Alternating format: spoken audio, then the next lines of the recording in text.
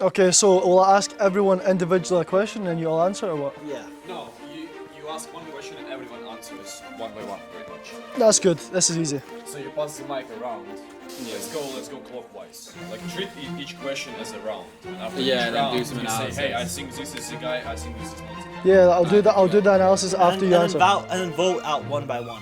So first round you vote out one until you're only sitting left with the person. Okay. So question number one is, how much money is a lot of money?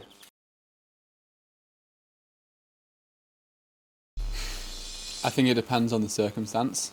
I think a very little amount of money can be a lot of money for some people and can do big things for some people. I think for me, when we get to 9 figures, 100 million euros is a lot of cash. Yeah, same thing here, and then obviously depends on a few things. I was gonna say $100 million too. Like if someone's worth over $100 million, I think that's a lot of money. Yeah, 100 mil. I think if you're just talking monetary figures, 100 million for me personally. A lot of money. Depends, you're talking actual money sitting in a bank. I'd say to make 100 mil a year is top percent. I would base the answer off of percentages throughout the world. I'd say making 100 million a year is pretty high level.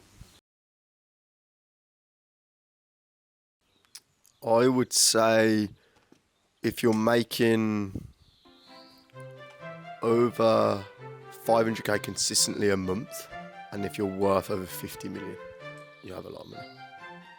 Okay, so there's a couple of answers copied, just directly from the last person. Number one, that was a good answer. You're speaking from a place of it being in your plans. That tells me you're currently doing something or operating a business that is scalable to that.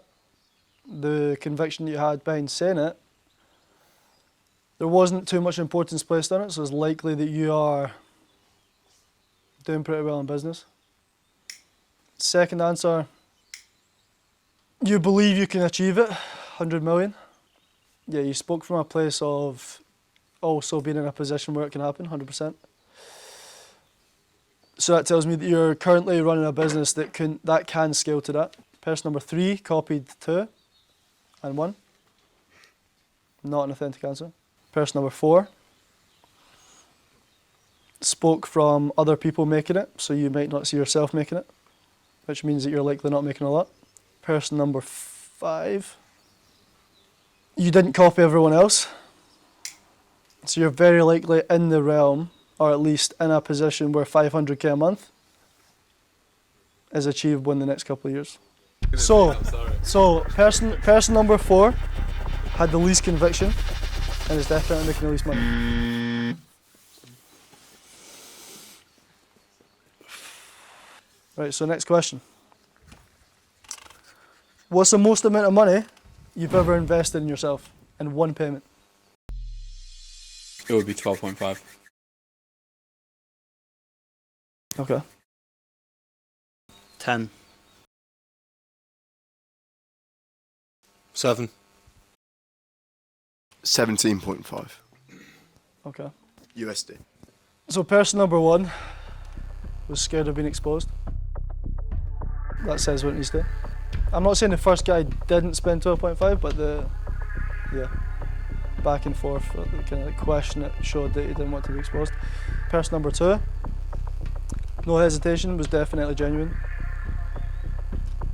Tone of voice, definitely has spent 10k. Person 3, you've definitely spent 7. Person number 5, have you spent 17.5 up front? Yes. In one payment? Yeah. How did you pay it? Plan basis. So it was a payment process that wasn't like a one payment, that you paid it up. Payment link through plan basis. So it was like one single payment, you paid someone 17.5k. For 17 through the payment process. I paid more Revolut business card.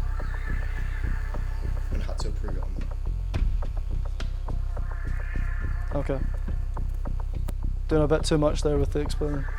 That's what he's getting a clear picture. I get it.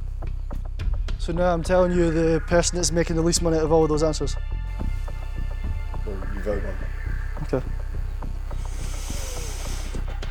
Based on the over explanation, 5 you're out.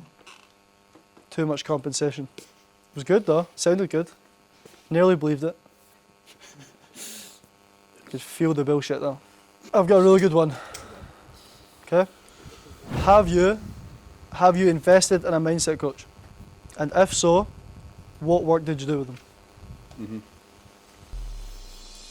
I have. It was a mix of mindset, health and fitness, and a little bit of business.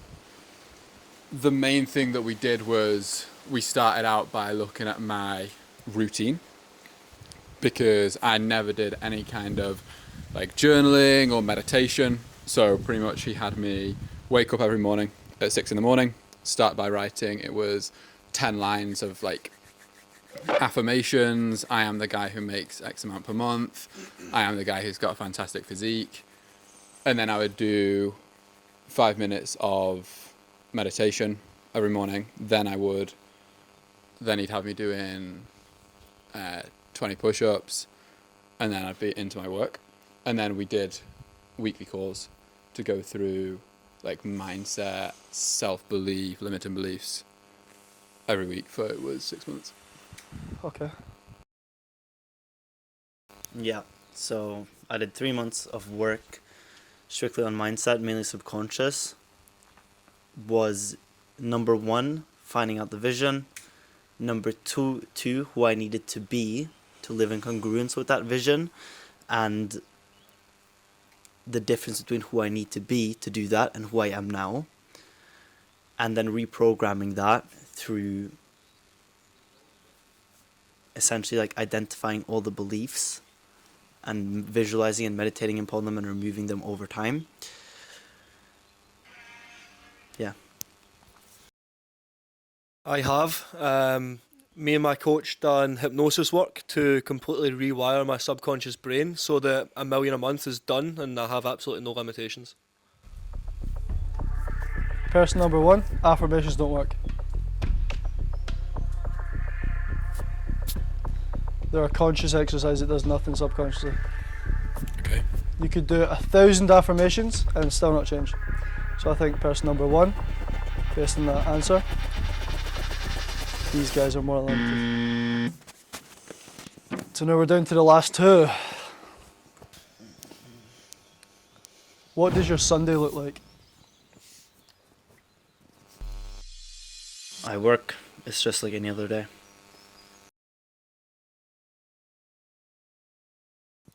For me, Sundays are preparing for the week ahead. I'll maybe get up, go for a sauna, go to the gym, maybe go on a nice walk, see family, come home and prepare for an unlimited week. So, person number 1, or the first person, when you say that you just work like any other day, would you, throughout the week, give yourself time to prioritise the state that you're in? Yes. Like I work out 5 times a week. Like I visualize, I take care of all these things. Yeah. And person number 2, why is Sunday different to any other day unless that's what you do every day? Nah, Sunday for me, I mean, Sunday's not any different to any other day.